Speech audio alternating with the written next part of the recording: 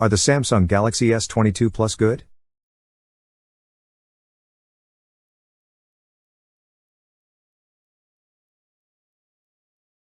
I prefer the Samsung Galaxy S22. It is small and comfortable to hold, and has an affordable price that won't alienate buyers immediately.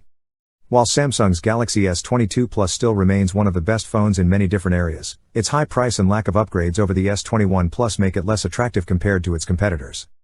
Portrait photos taken with the Galaxy S22 Plus are gorgeous, and the camera app's portrait mode is excellent both for the artificial background blur and the variety of effects and filters available.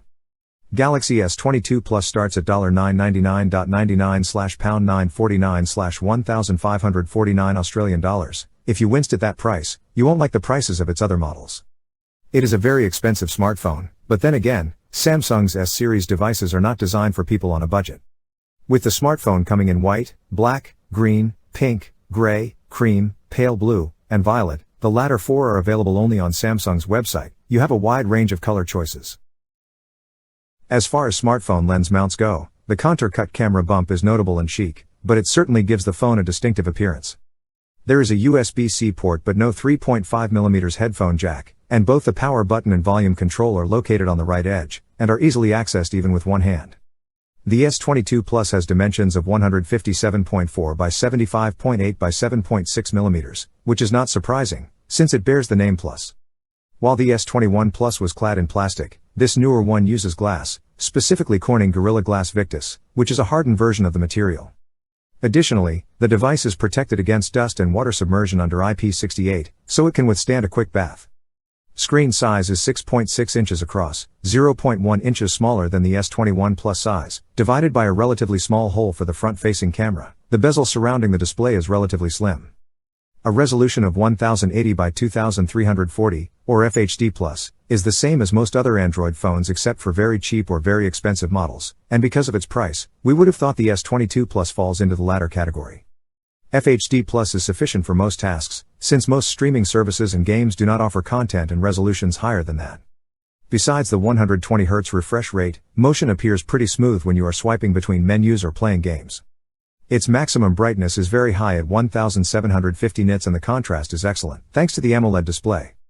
On the back of the Samsung Galaxy S22 Plus you will find a 50MP f/1.8 main camera, a 12MP f/2.2 ultra-wide and a 10MP f/2.4 telephoto for 3x optical zoom, and a 10MP f/2.2 front-facing camera.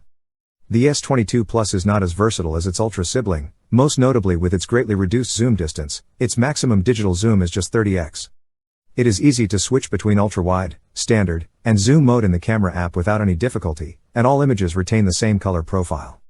Despite the fact that the front-facing camera is only 10MP, images looked excellent in practice with vivid colors and clear details. Recording goes up to 8K, but we do not know why an average user would use this. Using a sub-8K resolution enables you to use image stabilization and smoothing as well. Samsung's Galaxy S22 Plus has two performance profiles. In most of the world, it uses Qualcomm Snapdragon 8 Gen 1, and in Europe, it uses Samsung's Exynos 2200. The storage capacity is either 128GB or 256GB, but there is no expandable option, so you are better off with the storage you choose, or just use the cloud.